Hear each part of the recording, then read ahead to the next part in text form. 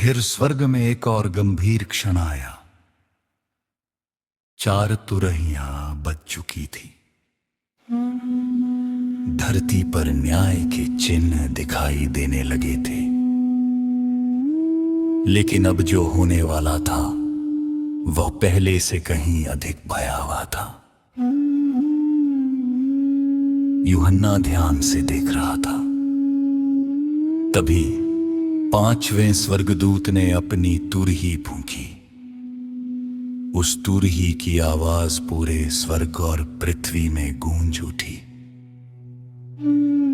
और यूहन्ना ने स्वर्ग से पृथ्वी पर एक तारे को गिरते देखा। ये कोई साधारण तारा नहीं था। उसे अथाह कुंड की कुंजी दी गई।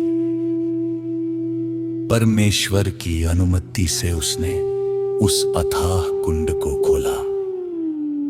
जैसे ही कुंड का द्वार खुला, उसमें से घना धुआं निकलने लगा। वो धुआं किसी छोटी आग का नहीं था। वो एक विशाल भट्ठी जैसा धुआं था। कुछ ही क्षणों में सूर्य अंधकार में हो गया। आकाश काला पड़ गया। हवा धुएं से भर गई।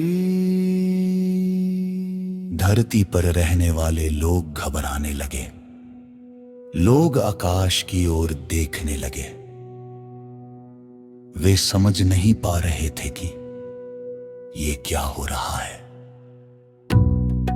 लेकिन भयावह घटनाएं अभी शुरू ही हुई थी। उस धुएं में से अचानक विचित्र टिड्डियां निकलने लगी। वे सामान्य टिड्डियों जैसी नहीं थी। उनका रूप भयानक था। उन्हें बिच्छुओं जैसी शक्ति दी गई थी।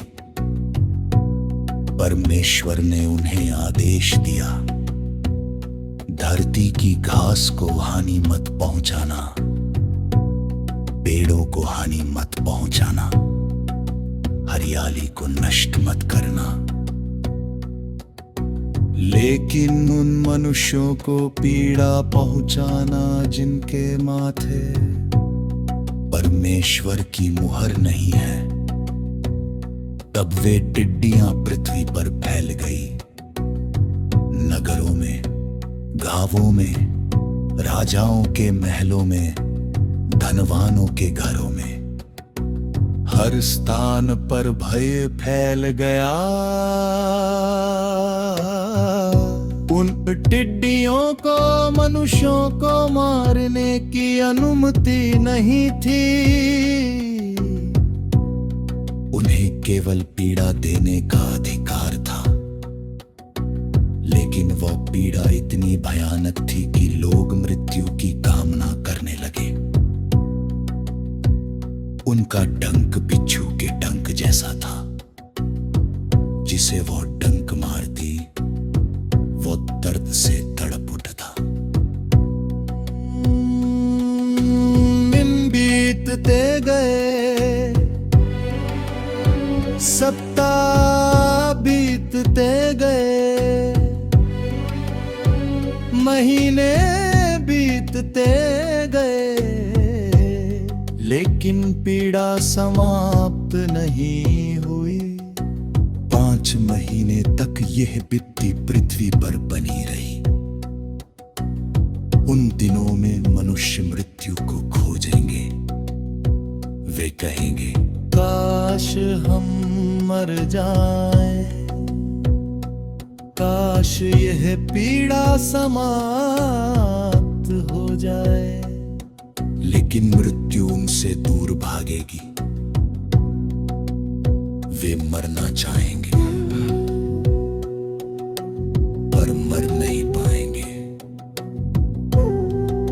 वे छिपना चाहेंगे पर छिप नहीं पाएंगे। वे बचना चाहेंगे पर बच नहीं पाएंगे। यूहन्ना ने उन टिड्डियों का स्वरूप देखा। वे युद्ध के लिए तैयार किए गए, घोड़ों जैसी दिखाई देती थी।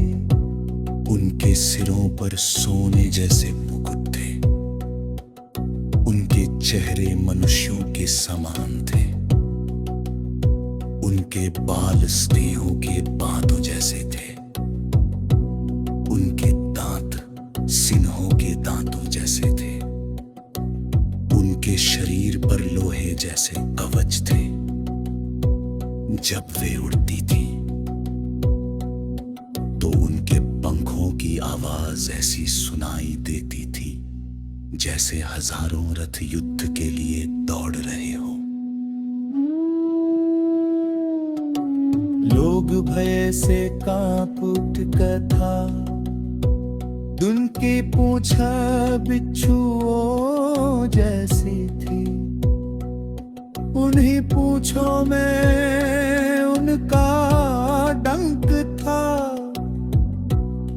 उन्हीं पूंछों में उनकी शक्ति थी, और उन्हीं के द्वारा वे मनुष्यों को पीड़ा पहुंचाती थी।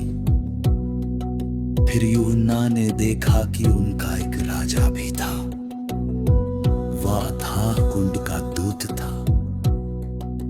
उसका नाम इब्रानी भाषा में अब्दोन था और यूनानी भाषा में अपुल्योन, जिसका अर्थ है विनाश करने वाला। जहां भी उसकी शक्ति पहुंचती, वहां भय और पीड़ा फैल जाती। धरती के लोग चिल्लाने लगे, वे सहायता के लिए पुकारने लगे, लेकिन बहुत से लोग तब भी अपने पापों से पन नहीं दिलाते। वे अपने मार्तियों को नहीं छोड़ते, वे अपने खाने को नहीं छोड़ते, वे परमेश्वर की ओर लौटना नहीं चाहते। तब स्वर्ग से एक घोषणा सुनाई देती है, पहली व्यक्ति समाप्त हुए, लेकिन अभी न्याय का अंत नहीं हो। अभी दो और भयानक व्यक्तियां आने वाली है। स्वर्ग दूत तैयार करे। तो गाइस, अगर हमारी गवाही आपको पसंद आई है, आप भी गवाही हमारी